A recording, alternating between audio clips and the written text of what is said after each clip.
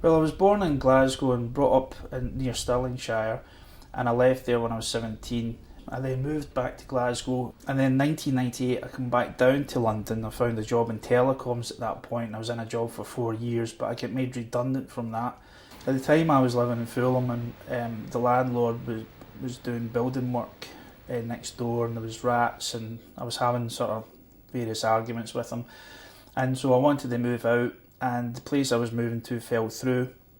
I had acquired a deposit for a flat, but if perhaps I'd been thinking straight, I might have been able to help myself more, but in the end I was just staying in hostels using that money, and when the money ran out, I just ended up in the streets. I felt kind of lost, as if I wasn't able to help myself. I was homeless for a short period of time. I'd been clinically depressed for many years, and eventually it led to homelessness.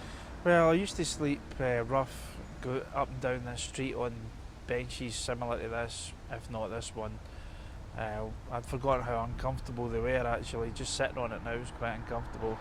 And also in Hyde Park, if I felt there was too much traffic or maybe there was police or something about, I would go over there towards where there was trees, and I would sleep behind one of the trees. So that was basically what I did here.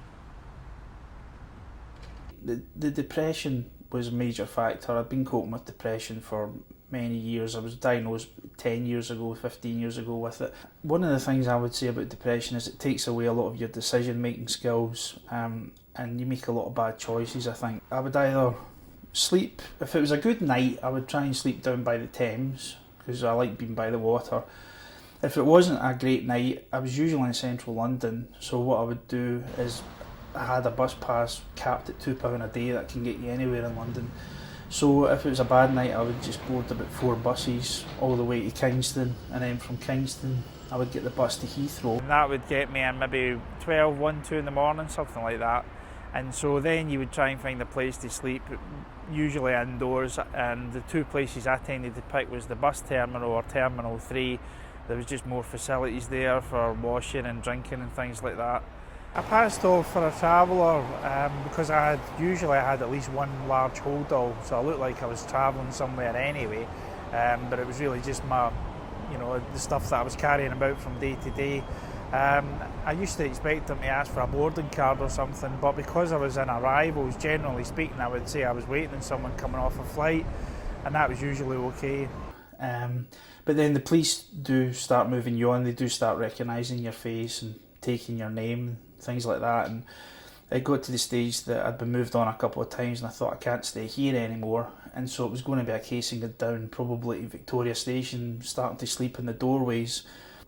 And I was in Leicester Square and I needed the loo, so I went to a library and I saw a leaflet which included Borderline on it, and so I picked up the details and I used their computer to actually look up the website, and I phoned Borderline and I got told to come in and drop in the day after, and so I came in and saw the duty officer who referred me to the YMCA in Walthamstow.